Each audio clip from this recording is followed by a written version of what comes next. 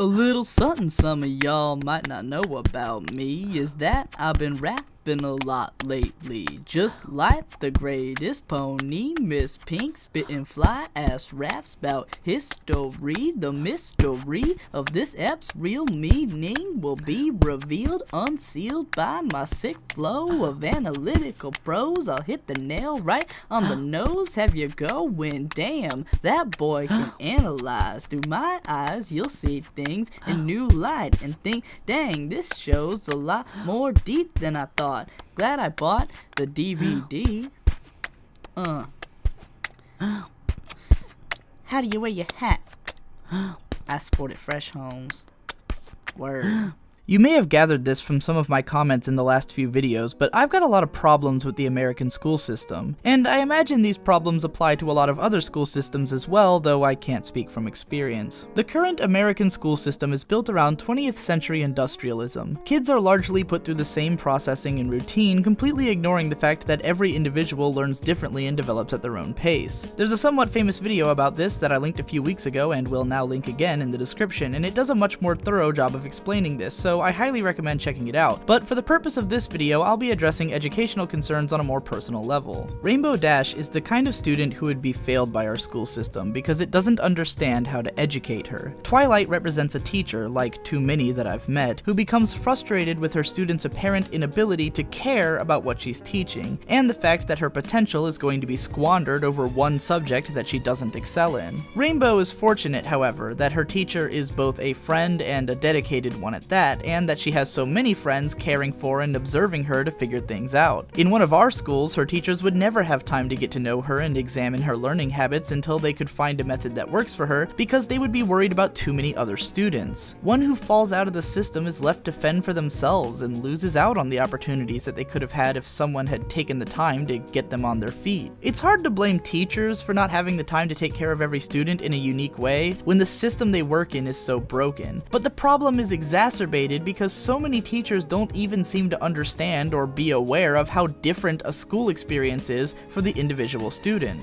When I was in 12th grade, I had a government teacher who was new to our school and had been teaching for only a few years. She taught all of her lessons extremely by the book, and even though she really seemed to care about the kids in class learning her lessons, she had no skills at improvising or changing the lesson to suit the needs of her students. There were several times in class when she'd fruitlessly try to explain something the same way again and again until eventually I would raise my hand and ask her to let me explain it differently. I would strip out the more complicated language and her incessant attempts at political correctness to explain the concept in the most basic way possible so that everyone would understand the subject at a core level before moving along. What my teacher didn't seem to understand is that the students, for the most part, do not think the way that she does. They don't bring the same knowledge or habits to the table that she does. That's because teachers, by and large, are nerds by necessity. Most teachers are bound to have great study habits and broad general knowledge because they have to make it through 6 years of college in order to actually teach. Someone like Twilight, who takes a lot of their knowledge for granted, doesn't realize when she tells Rainbow Dash that highlighting separates the wheat from the chaff, that Rainbow might not even know what that expression means, much less how to identify what stuff is the wheat. Hell, to this day, I still have no fucking idea what the point is of highlighting shit when studying.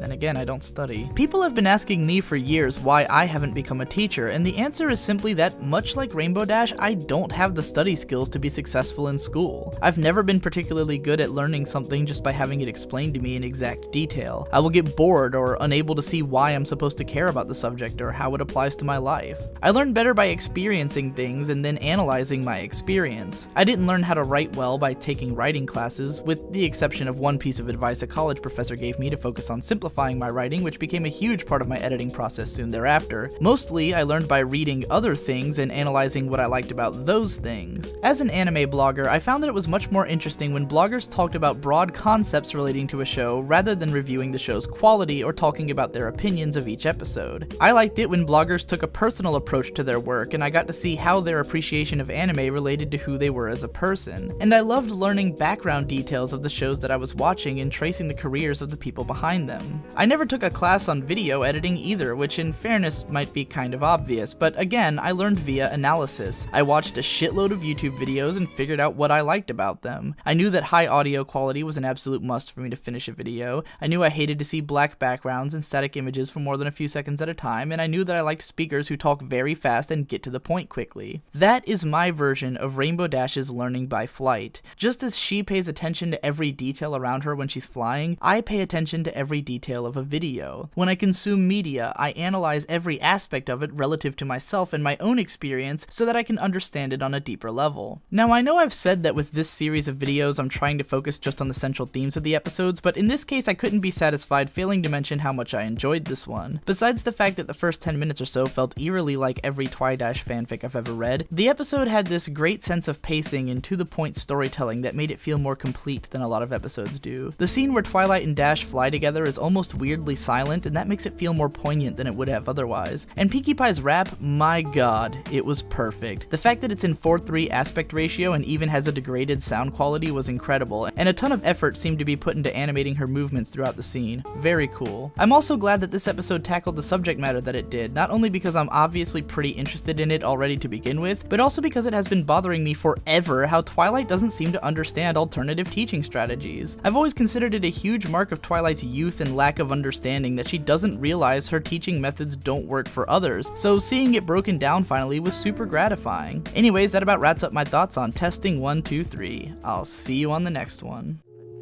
Here's a try. When you catch me round, know I'm down. Sound of my people is the rumble of a drowned bass. Case full of cash, bounce it off that ass. This is crass music cause I forgot how to act. When I'm lighting up, you know they all come running. Party king when you wanna have some fun in. Swag. Rap cause you jock on my strap.